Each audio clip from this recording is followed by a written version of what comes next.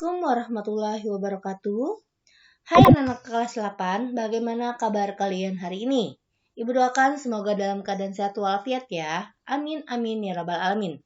Bertemu lagi dengan Ibu Nur Zahara yang hari ini Ibu akan memberikan materi tentang teks persuasi untuk kelas 8. Adapun buku yang Ibu pakai pada hari ini yaitu Ibu menggunakan buku Mahir Berbahasa Indonesia Tim Edukatif untuk SMP MTS kelas 8. Dan tema hari ini yaitu mengenal lebih dekat dengan teks persuasi. Anak-anakku sekalian, apa sih teks persuasi itu? Ya, teks persuasi adalah teks yang menyampaikan gagasan dengan menggunakan bahasa yang jelas dan lugas.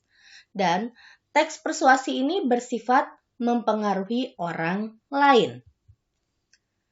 Apa saja yang menjadi ciri umum dari teks persuasi? Yang pertama, bertujuan mengajak orang untuk melakukan sesuatu. Yang kedua, memiliki data berupa fakta, contoh, dan bukti yang digunakan untuk memperkuat alasan yang disampaikan penulis berkaitan dengan tujuannya.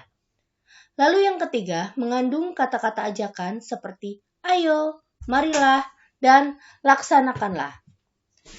Adapun struktur teks persuasi terbagi menjadi 4, ada pembukaan, tesis, argumen, dan rekomendasi. Nah, keempat ini merupakan struktur dari teks persuasi. Lalu, bagaimana sih cara atau langkah membuat teks persuasi? Yang pertama kita tentukan dulu topiknya, kemudian baru kita tentukan tujuan yang akan dicapai.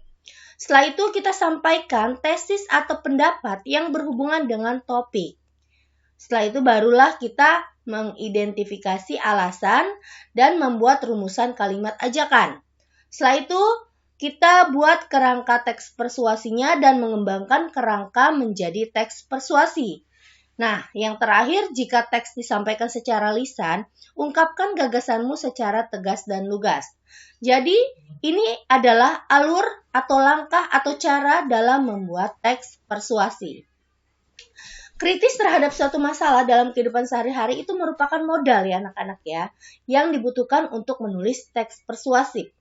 Jadi, hal tersebut akan membuat kita menjadi lebih kreatif dalam memilih topik untuk dijadikan bahan menulis teks. Nah, anak-anak, bagaimana dengan materi yang Ibu berikan hari ini? Cukup mudah bukan? Ya, kalau kalian menonton video ini dengan baik, bisa menyimak dengan baik, insya Allah kalian pasti akan paham apa materi yang Ibu berikan pada hari ini.